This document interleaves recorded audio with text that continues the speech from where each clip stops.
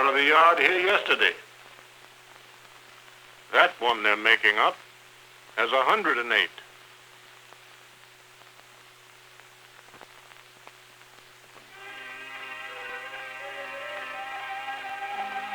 108.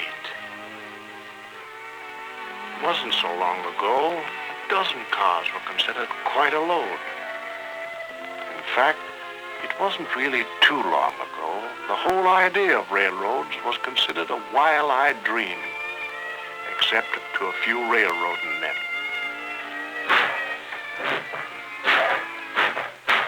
Then those shining rails began to push out towards the west. First thing you knew, there was a settlement. Overnight, a brand new town. Whole cities sprang up. Industrial centers. Seems like wherever it went, the iron horse carried prosperity on its back, and there was no stopping it. As our country grew, the West demanded more goods. The East replied, more raw materials. More speed they begged in the West. More power from the East.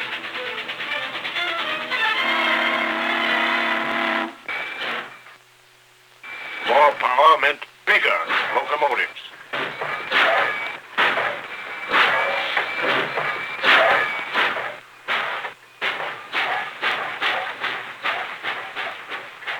And heavier rails to carry them. When you lay the rails, boys, the shiny silver rails, boys. When you lay the rails, boys, down on the ground, soon the train will ride through, big and black and shiny. When you lay the rails, boys, the shiny silver rails.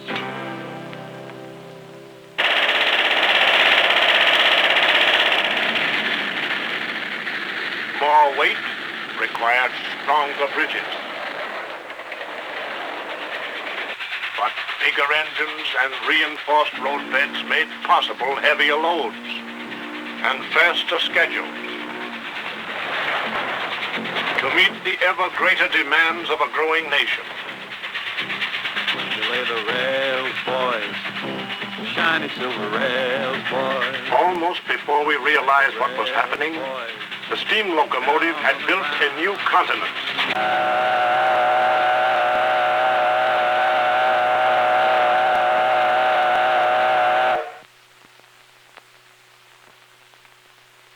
But that was only the beginning.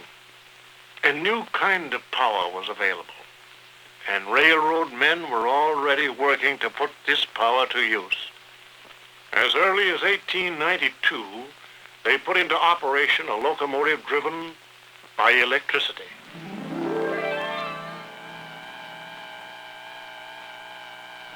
It was the start of a whole new age in railroading. In the great terminal cities like New York, smoke had become a serious problem. Electric power was the answer to that.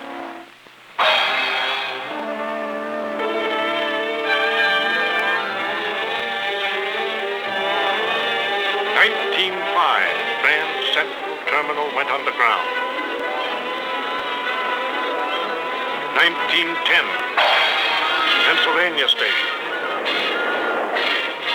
The electric train was on the move, from New York to New Haven, Baltimore to Bridgeport, Newark to Trenton, Wilmington, Philadelphia, Washington.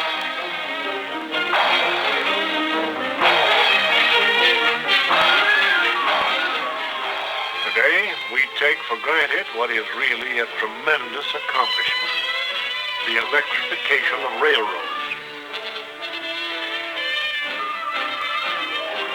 Electrification makes it possible to bring power from faraway generating plants to the fingertips of an engineer. Immediate power, smoother power, and speed plenty of speed, with greater safety and comfort. In densely populated areas where the traffic is heavy, the electric train is the most economical form of transportation. In other areas, railroads use electrification to overcome difficult engineering problems, to level off steep grades, to eliminate the hazards of smoke in long tunnels.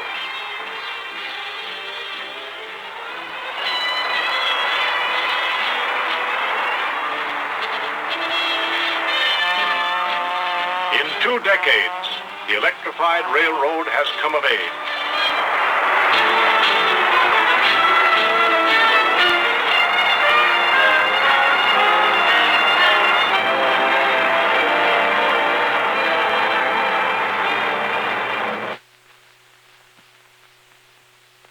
But out in the wide open spaces, over the long, lonely stretches, overhead wire installations were not yet practical.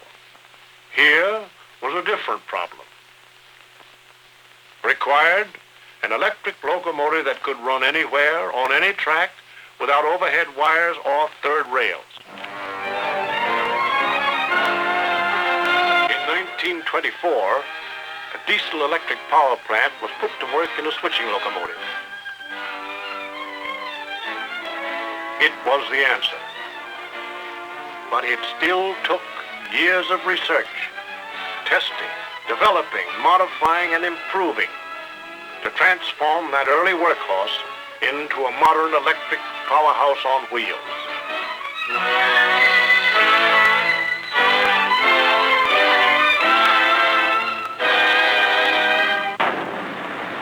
An electric locomotive that can operate anywhere because it carries its own power plant wherever it goes.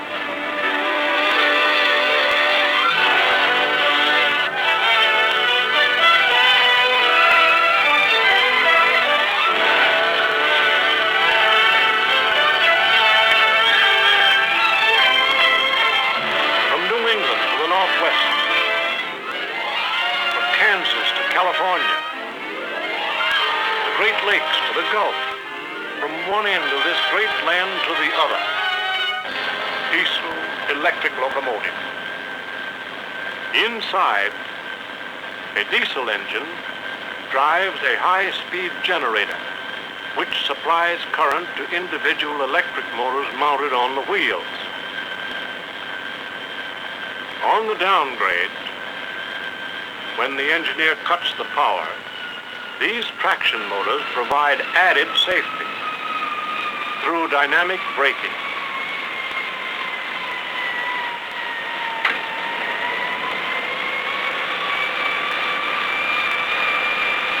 Electric resistance produces a smooth and powerful braking action.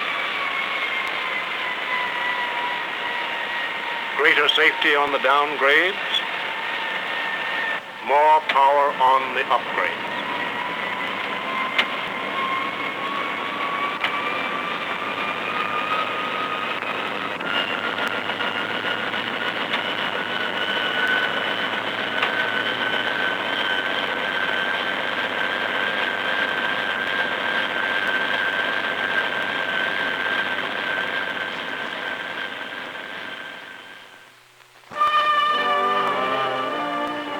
Motive power in itself is not the only reason for faster train schedules.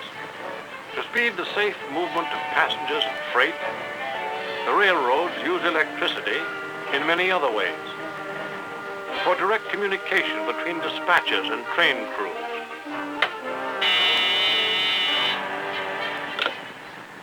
10:57 over. Say, hold those refrigerator coolers on track 4. Okay, Charlie.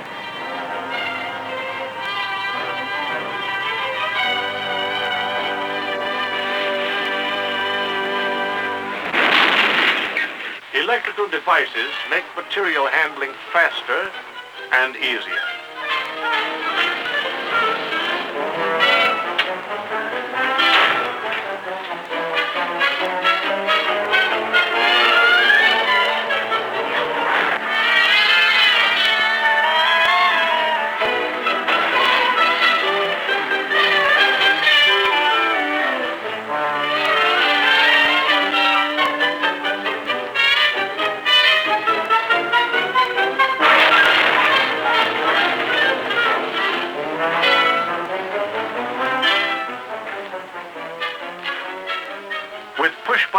control, a 50-ton coal car can be lifted and dumped like a box of matches.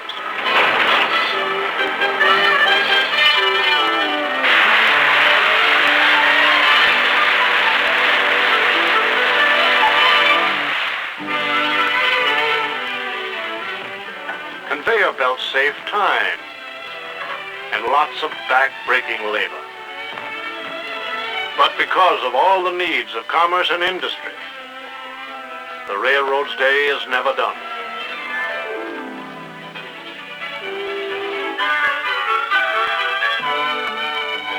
Electricity makes it possible to work around the clock, and it does a big share of the job.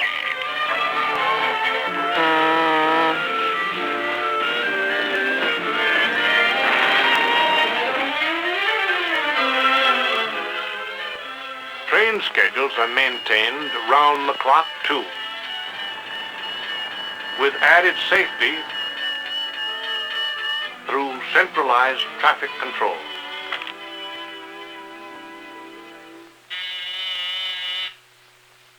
From his board, the dispatcher can tell at a glance the situation of all traffic in his division. West Yard, this is Extra 1621 West. Ready to go. Okay, leave on arrival number 4, on time. Behind the board are hundreds of delicate instruments which transmit electrical impulses to and from the far-flung installations in the field.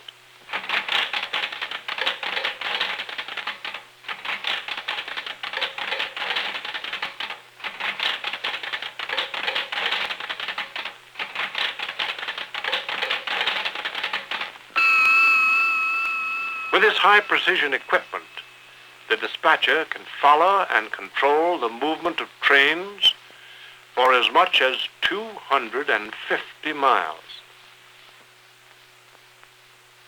With the twist of a lever, he can close a faraway switch and clear the signal which protects him.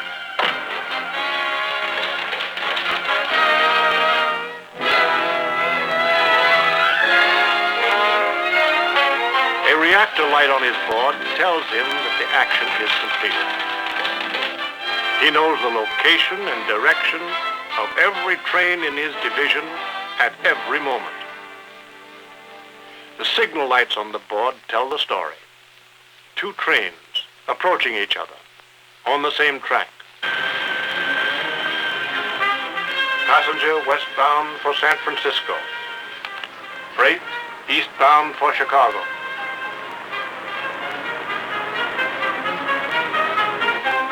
Traffic control goes into action. The eastbound freight gets a caution signal.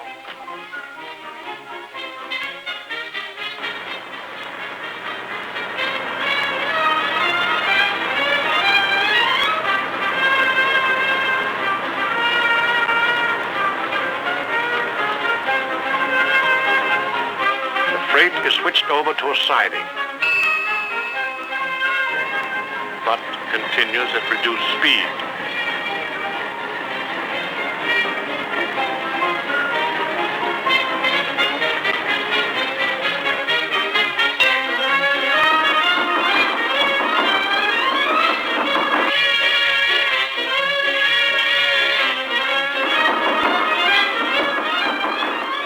For the passenger train, westbound, clear track ahead.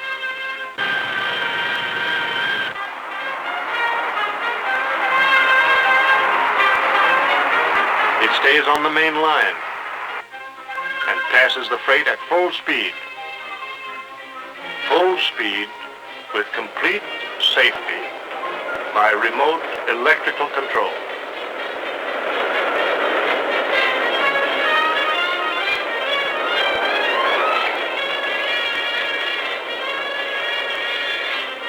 Passenger westbound to San Francisco on time. Freight eastbound resumes speed.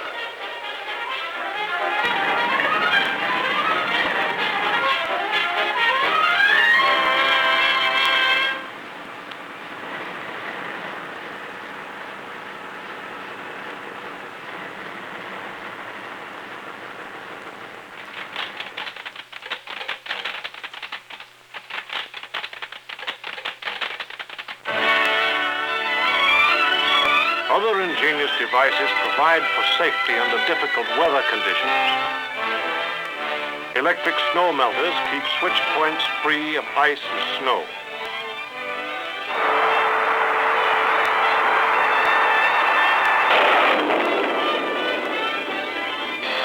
In the event of local power failures, safety equipment continues to operate on emergency currents supplied by batteries which are stored in the base of signals.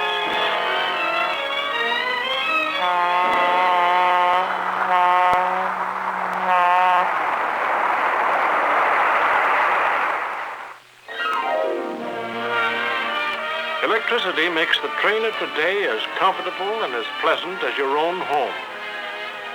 The dining car is a first-rate restaurant, moving at 100 miles an hour. In the galley, just like in your own kitchen, electricity does the trick. Hot or cold.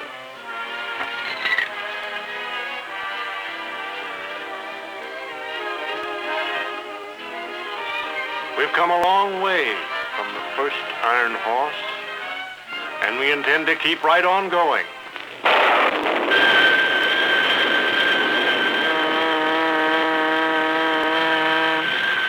Right down the main line of progress.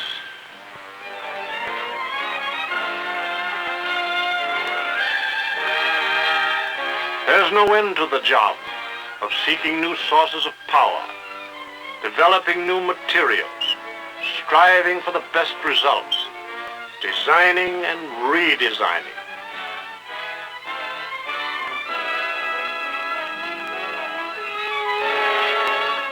But the work pays off. Again, they're testing something new.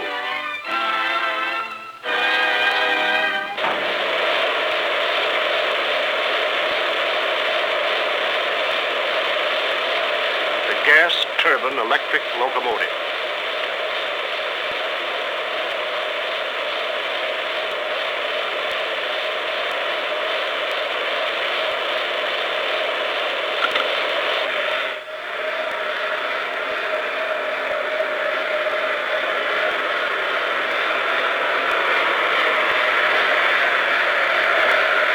But whatever the source of its motive power, coal, diesel, gas, jet, electronic, or atomic, the iron horse will always be moved by the guiding motive of railroading men, to serve its friends along the shining rails that bind our nation together.